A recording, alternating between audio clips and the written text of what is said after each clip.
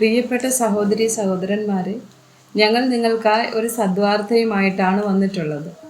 2025 ജനുവരി 1 മുതൽ 365 തലക്കെട്ടുകൾ ഉൾപ്പെടുത്തിക്കൊണ്ടുള്ള വർഷം മുഴുവൻ പ്രാർത്ഥിച്ച് ധ്യാനിക്കാനുള്ള വചനങ്ങൾ ഞങ്ങൾ പങ്കുവയ്ക്കുന്നു. എല്ലാ ദിവസവും ഞങ്ങൾ ഒരു തലക്കെട്ടും അതുമായി ബന്ധപ്പെട്ട വചനങ്ങളും അയച്ചു തരുന്നതായിരിക്കും. വചനങ്ങൾ കേട്ട് ധ്യാനിച്ച് അനുഗ്രഹം പ്രാപിക്കാൻ ഞാൻ നിങ്ങളെ പ്രോത്സാഹിപ്പിക്കുകയാണ്.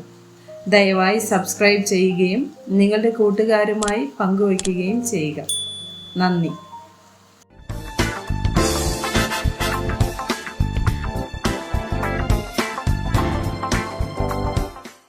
ദിവസം 41. പൊങ്ങച്ചം പറയൽ. 1 ശമൂവേൽ 17 വചനം 10. ഫെലിസ്ത്യൻ പിന്നെയും, ഞാൻ ഇന്ന് ഇസ്രായേൽ നിരകളെ വെല്ലുവിളിക്കുന്നു, ഞങ്ങൾ തമ്മിൽ അംഗം പൊരുതേണ്ടതിന് ഒരുത്തനെ വിട്ടുതരുവിൻ എന്ന് പറഞ്ഞു. സങ്കീർത്തനങ്ങൾ 10 വചനം 3. ദുഷ്ടൻ തന്റെ ദുരാഗ്രഹങ്ങളിൽ പ്രശംസിക്കുന്നു, ദുരാഗ്രഹി യഹോവയെ ത്യജിച്ച് നിന്ദിക്കുന്നു. സങ്കീർത്തനങ്ങൾ 34 വചനം 2. എന്റെ ഉള്ളം യഹോവയിൽ പ്രശംസിക്കുന്നു, എളിയവർ അത് കേട്ട് സന്തോഷിക്കും. സങ്കീർത്തനങ്ങൾ 49 വചനം 6. അവർ തങ്ങളുടെ സമ്പത്തിൽ ആശ്രയിക്കുകയും ധനസമൃദ്ധിയിൽ പ്രശംസിക്കുകയും ചെയ്യുന്നു. സങ്കീർത്തനങ്ങൾ 52 വചനം 1. വീര, നീ സ്വയം ചെയ്ത ദുഷ്ടതയിൽ പ്രശംസിക്കുന്നതെന്ത്? ദൈവത്തിന്റെ ദയ നിരന്തരമാകുന്നു എന്ന് നീ അറിയുന്നില്ലയോ? സദൃശവാക്യങ്ങൾ 27 വചനം 1. നാളത്തെ ദിവസം ചൊല്ലി പ്രശംസിക്കരുത്, ഒരു ദിവസത്തിൽ എന്തെല്ലാം സംഭവിക്കുമെന്ന് അറിയുന്നില്ലല്ലോ.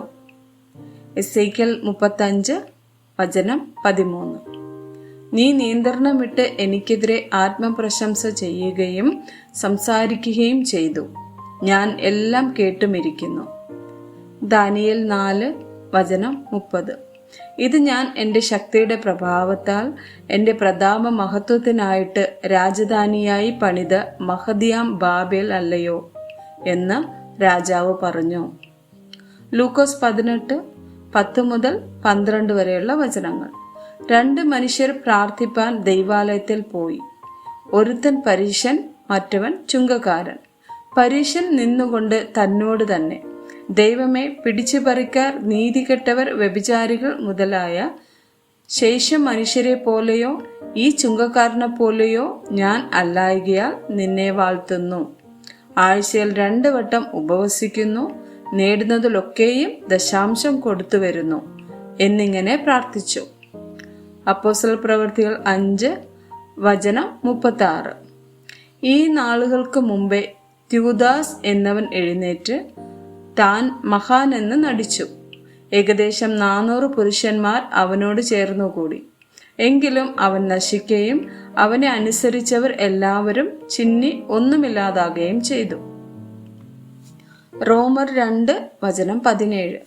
എന്നാൽ നീ നിന്നെ തന്നെ യഹൂദൻ എന്ന് വിളിക്കുന്നു, ന്യായപ്രമാണത്തിൽ ആശ്രയിച്ചുകൊണ്ട് ദൈവത്തോട് ഉള്ള ബന്ധത്തെക്കുറിച്ച് നീ ആത്മപ്രശംസ ചെയ്യുന്നു. ആമേൻ.